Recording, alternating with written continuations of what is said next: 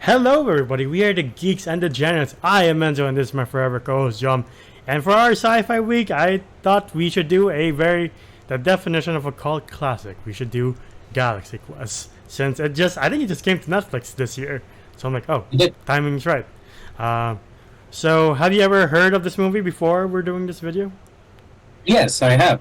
Like, all I knew, it was like a parody, excuse me, of Star Trek. And, like, I remember there's a couple of scenes that were kind of ingrained in my head when I was a kid, but, like, I didn't really watch this movie to its fullest until this review. So I will admit that. And holy shit, I found this movie very fun. I've seen bits and pieces until I saw it like maybe a year ago, and I was like, wow, that's pretty fun. It's a very fun movie, and I was like, but then again, I was like, this is why it's the definition of a cult classic, because one, it's I think came out at the time where the Star Trek fandom was like, kind of like, there's no dying down. There's no J.J. stuff. Abrams yet. Yeah, it's also a rare thing because you don't see spoofs like this nowadays. Every time you see a spoof, it's like something unimaginably stupid, like Meet the Spartans. You're like, right? But this one's like, it's for some reason has a lot of heart. Yeah. Like I think we've seen this plot in a lot of the shows we used to grow up with, like Very Odd Parents, Rugrats, of like, oh, I was a part of a show, but suddenly I am a part of this real universe with real stakes. You're like, huh. Yeah, and I have to pretend because people kind of put me on a pedestal and saying that I'm that great. Yeah. When clearly everything was a lie. Like, I do love the fact that they start out like, they literally start out like how you hear of like the bad, what do you call it, bad blood between Star Trek cast members, between what's the lead's name? Between William Shatner and Leonard Nimoy, where they didn't like each other, and Leonard Nimoy literally is like Alan Rickman's character, where he's like, I am an actor, and I'm doing the stupid lines over and over again. Over and over again. Why? And I think it's just later on that he was like, you know what, I'll embrace being Spock because people love me as Spock. And like, you've read casts like this where they don't really get along, and the lead is the total douchebag, which is Jason Nesmith, played by Tim Allen. And like, watching this movie again, I was like, why isn't Tim Allen in more stuff? And leads in more stuff. I don't know if there was some controversy with him back in the day, but I remember he does a lot of coke. Yeah. I don't know. All I heard were like rumors of like why he kind of quit the acting industry. Yeah, I haven't heard from him in a while. Weird thing too is that like, I don't know what if Alan Rickman was in any space movies besides this one, but it's kind of fun to see. Sorry, what the fuck? What's his name again? Alan Rickman. Alan Rickman playing Buzz Lightyear, and you see, Ripley here as well. Yeah. Who else is here? Justin Long. Sam Guy. Rockwell. Yeah. Sorry, there's Guy. Yeah. Who's played by Sam Rockwell. Sam Rockwell, who was in The Moon, and I was like, yeah. Okay, we got some space people here. One of Sam Rockwell's earliest roles, and you're like, all right, he's been here a while.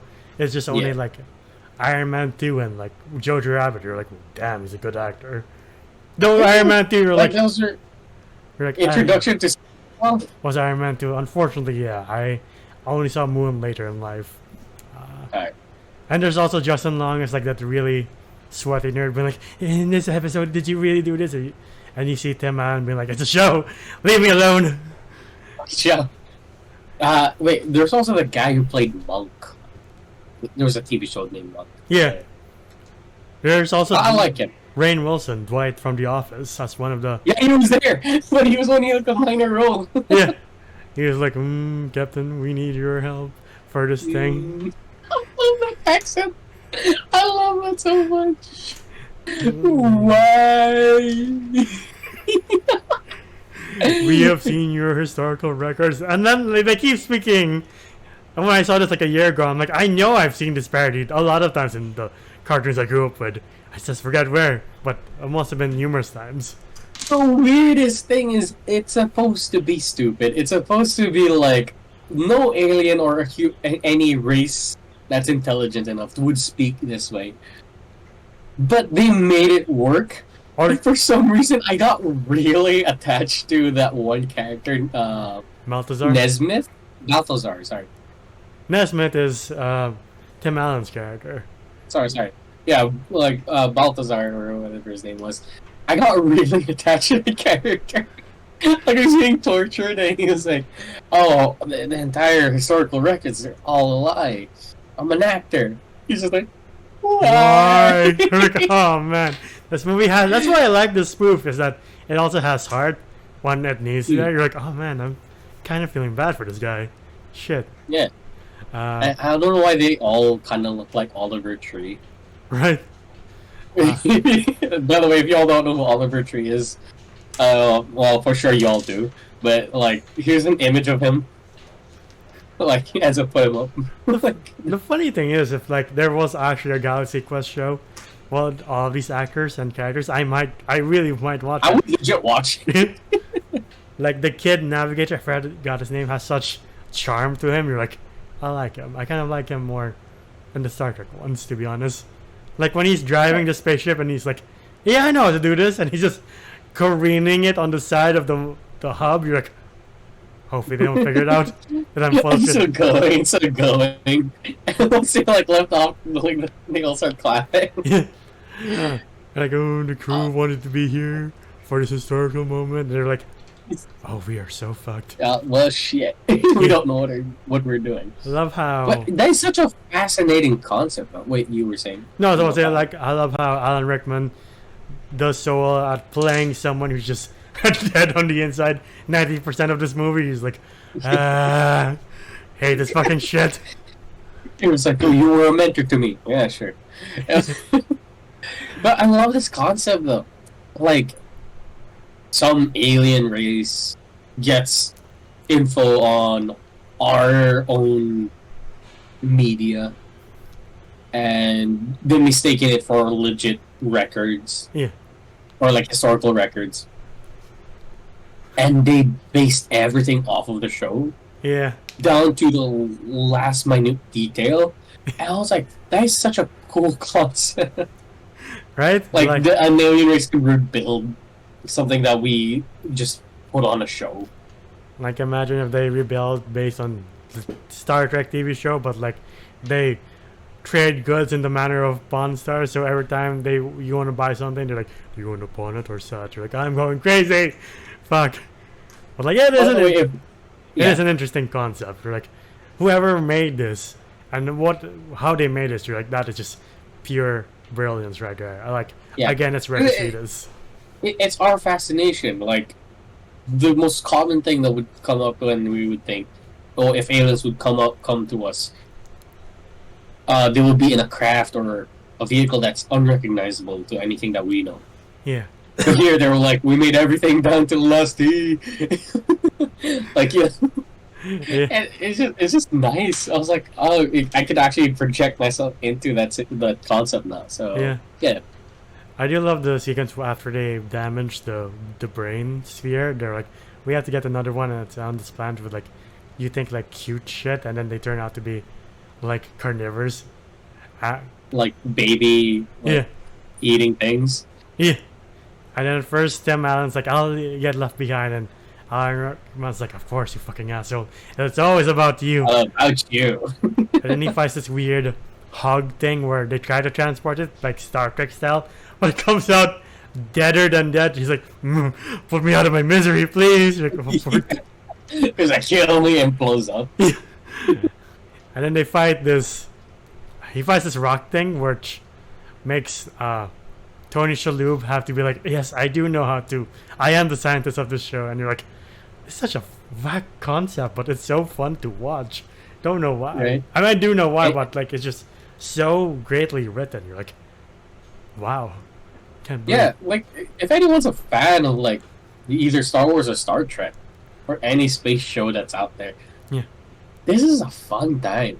Like, not gonna lie, it's nicely written. It's not okay. I will say the jokes about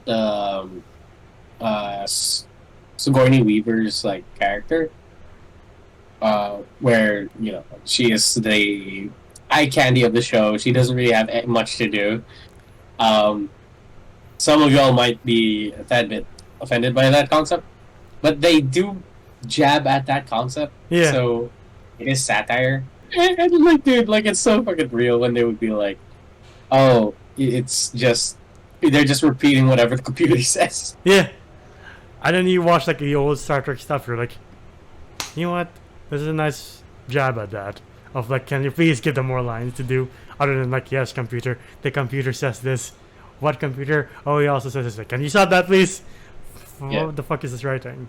And like again, like when they wanna shift the tone to a more serious angle, it works. Like, it's funny how we just came from the Marvels, and you're like, where the fuck is this tone going? We're here when it wants to be dramatic, like when that one guy gets shot and Alan Rickman says like, "My Grathar's hammer, you'll be avenged." You feel it. You're like, fuck yeah, fuck him up, please. Or like, yeah, for some reason it really did get emotional at that point. yeah. Or like when they all think they let them down and they're about to be deported to space, and you're like, can't end this way. What am I saying? This is a spoof. Why am I so attached to this? Right.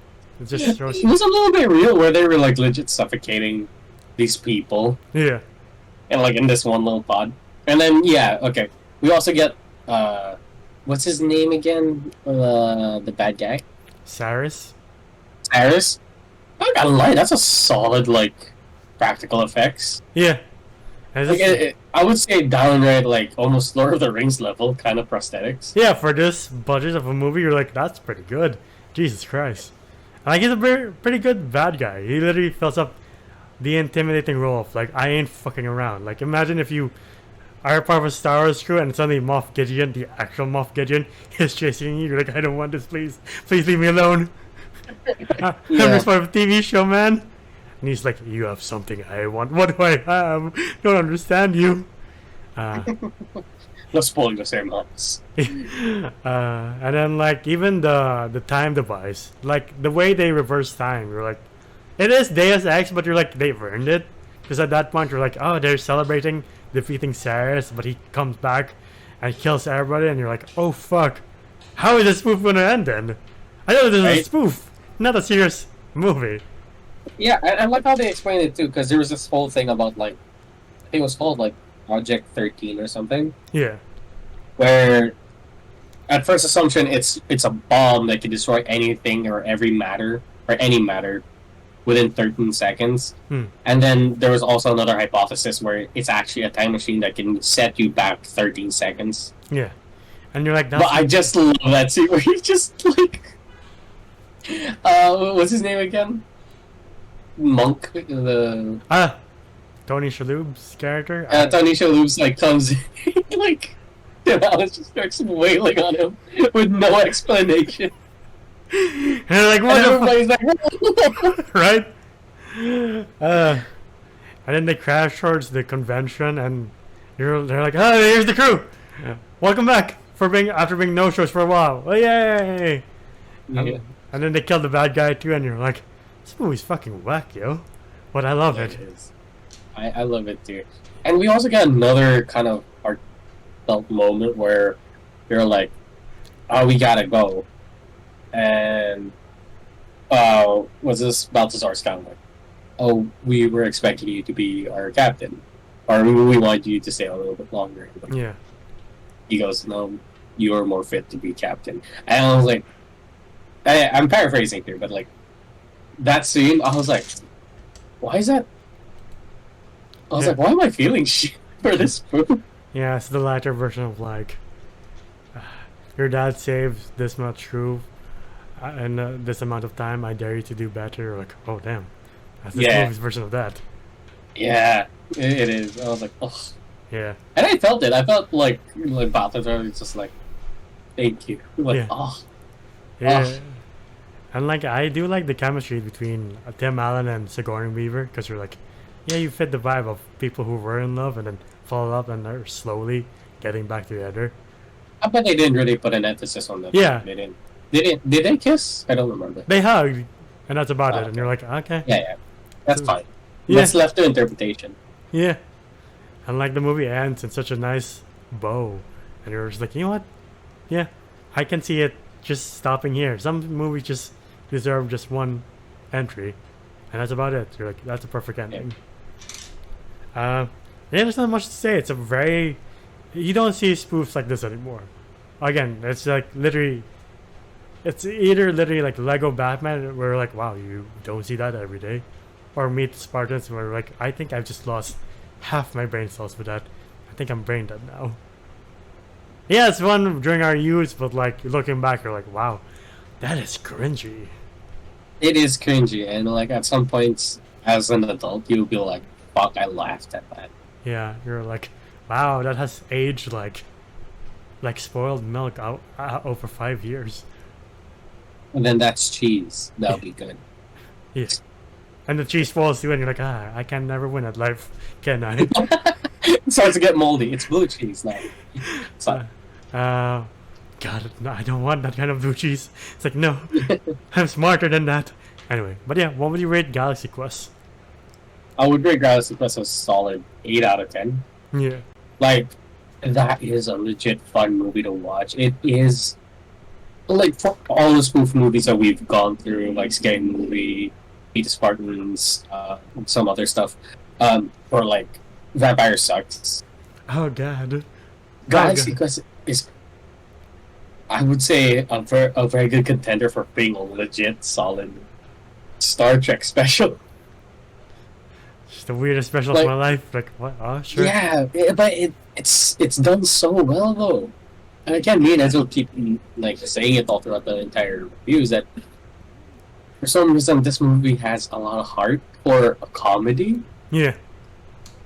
and at some place I do catch myself being like, "Oh my god," you know, like I Right. legit feel bad, Yeah, like, or like, "Oh, I feel nice inside," you know. like how So dare yeah, this it's an movie? 8 out of 10 for me. How dare this movie make me feel things other than laugh? But like, it just shows how great the writing is. I know Yeah. that's why I'll also give this an 8. Like, the acting is great. Like the CGI, the special effects are pretty good. Like, I know this has like a limited budget, so like seeing them use it to its max, you're like, damn, that's a great use of like, you only get this much and you will use literally every penny for that. And yeah, Yeah. you can see why it's such a cult classic. Anything else to add to this one? No, fun. But yeah, if you like our videos, please leave them a like, because this is the end of our Galaxy Quest video. And also subscribe and ding the bell icon to get notified of when we upload next. We're also on Spotify and TikTok to see our best and funniest moments, and Spotify to hear on the go, and maybe I shall do voices on my personal TikTok. Dude, Zoda's I voices. want you to get the hair, like the the fucking bob cut hair I'll do and that. everything. Please follow me on Zoda's voices. Where can they find you? You can follow me at Joel on Instagram. GON. I fucked it up. That's okay. Until the next time, we'll see you then. Bye. Oh.